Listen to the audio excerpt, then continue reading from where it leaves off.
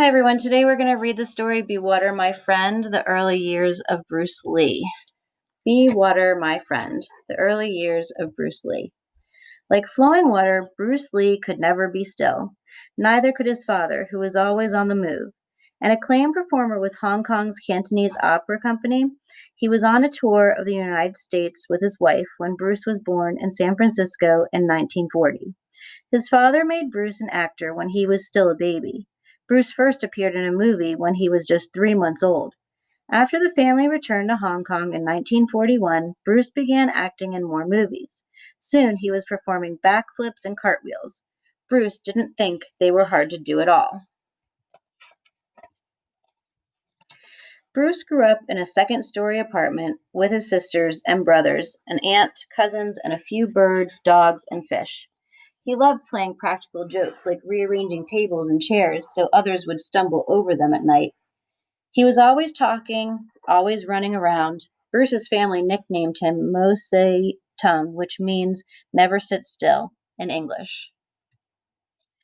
There was one thing that kept Bruce still for hours: books. He loved myths and legends, stories of warrior heroes who fought for the oppressed and who possessed abilities no others had. He read during the day and even in the dark. Bruce's eyesight got so bad he had to wear thick glasses by the age of 6. Even though Bruce loved reading, school bored him. He couldn't stay still. He would rather go to opera rehearsals or film sets with his father or practice dancing with his mother. When everyone was away, his mother would clear some space in the apartment and teach Bruce ballroom dancing. He loved the smooth and uninterrupted flow as they moved across the floor. Sometimes, Bruce's family was invited to fancy parties. If his father was traveling, Bruce's mother had no one to dance with her. Bruce hated seeing that. "Madame," he would say, "would you like to dance?" Bruce often skipped school, preferring to roam the streets of Hong Kong alone. With his father rarely home, Bruce's mother had to deal with his misbehavior. She scolded Bruce, asking how he expected to live in the future if he didn't get an education. Bruce replied that he didn't need to go to school. "I'll become a famous film star one day," he said. His mother scoffed.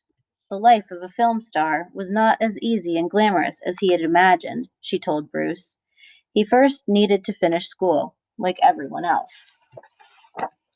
As Bruce grew older, school got tougher. At that time, Hong Kong was a colony of Great Britain, so classes at his school were taught in English. The books were in English too. Bruce didn't always understand what the teachers said, and the books might as well have been written in code. Bruce looked forward to joining his friends at the end of the day. They teased, heckled, and challenged some of their schoolmates, as well as students from the other schools. They got into fights. Bruce and his friends found out that picking on kids bigger than themselves was a mistake. In Hong Kong, the martial arts were as popular as baseball was in the United States. Some of Bruce's friends knew a few of the moves, some just copied others. Bruce decided he really wanted to learn martial arts from a master. The best martial arts master in Hong Kong was Yip Man. The master knew Bruce's father was a popular performer, and he knew of Bruce, too, as a young movie actor. But being from a well-known family did not guarantee study with a master. Yip Man wanted to know if Bruce was serious about learning martial arts. "Allow me to learn like anyone else," Bruce told Yip Man, "and I will become your most dedicated student." At the master's school, Bruce didn't have to sit. He had to use his entire body, and he loved it. New students spent hours practicing the right stance, and Yip Man would teach a new technique until students mastered the one they were learning. One of the most important exercises students were drilled in was sticking hands, the art of wrapping up an opponent's hands and arms. Sometimes Bruce trained for 4 to 6 hours a day. After months of intense concentration, sweat, and bruises, he didn't have to think about what he was doing. The moves became automatic. Bruce soon became one of Yip Man's top students. Outside the master's school, Bruce kicked leaves off trees to build up his leg muscles. He pounded on a stool during dinner to strengthen his hand. Then one day, after school, Bruce joined his friends and used what he had learned to fight others. When Bruce arrived for his lessons the next day, Yip Man ignored him. The master helped the other students, but not Bruce. Finally, Bruce asked what he was doing wrong. You have misused what you are being taught, the master told Bruce sternly. You are really being taught the discipline of not having to fight. Then what are martial arts for? Bruce asked. Yip Man continued to ignore him. This made Bruce mad, and he took it out on the other students. The master saw everything. He asked Bruce to meet him with him alone. There are such things as harmony and yielding in martial arts, Yip Man explained. Big branches of a tree snap under the weight of snow, while weaker and suppler reeds bend and survive. He told Bruce to relax, calm his mind, forget about himself. Do not interfere with the natural flow, the master continued. There is even gentleness in martial arts. Gentleness, Bruce responded. How can I relax and be calm while exchanging blows and kicks? Yip Man told Bruce to think about what he had said and not to come to his lessons for a week.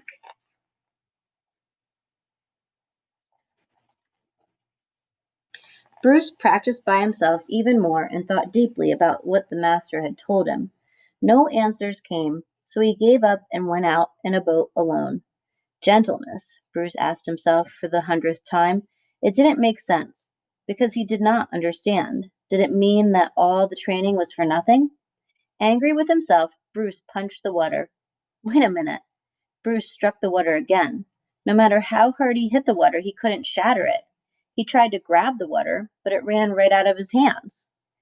Water, the softest substance on earth, could never be hurt because it offered no resistance. But with enough force, it could break through anything in the world. Bruce let the boat drift, for it was useless to fight the water. Gentleness. I think I understand, Bruce told Yip Man when he returned to his lessons. But how is it applied? Let us begin, the master said. After almost 4 years, Bruce began to understand gentleness and yielding and how to expend the least amount of energy while using the opponent's energy against him, that less is more. Those concepts may have sounded easy, but Bruce found out that to apply them was not. A teacher at Bruce's high school, a former boxer who recognized Bruce's athletic abilities, encouraged him to compete in Hong Kong's inter-school boxing championship. Why not? Bruce thought confidently. How different can it be from martial arts? Bruce made it to the final match, using the boxing skills he had taught himself from watching the other students. But his opponent was the 3-time defending champion. Bruce soon discovered why. The champ pushed Bruce around the ring.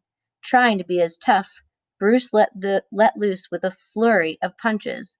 They all fell short. Bruce could only shield himself as he was forced backward. Then he found himself on the ropes. Bruce began to see the match as if he were a spectator, watching himself lose to a bigger and stronger opponent. Suddenly, Bruce's arms flew out, wrapping up his opponent's hands and arms. As the champ frantically tried to untangle himself, Bruce wrapped him up again. What just happened? Bruce asked himself. Sticking hands. He doesn't know what that is, Bruce realized. He calmed himself, saving his energy as the opponent danced around. Bruce followed the natural flow, expanding as his opponent contracted, contracting as his opponent expanded. If he offered no resistance, the champ had nothing to hit. Bruce moved in close and paired a jab.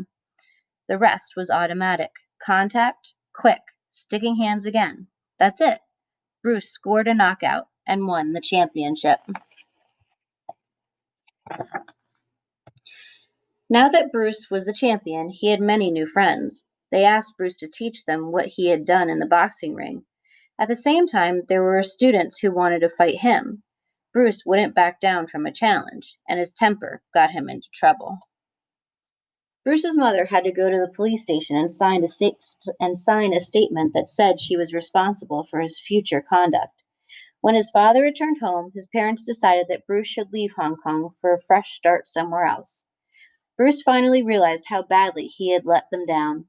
His mother pressed a $100 bill into his hand and folded his fingers around it. Bruce Lee's youth ended then. At age 18, he was alone, on a ship sailing back to the United States. His parents had arranged for him to stay in San Francisco with friends of theirs.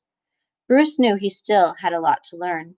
He shouldn't have been in those fights in the first place, misusing what Yip Man had taught him. He promised himself that in America he would conduct himself differently. All his martial arts training would count for something.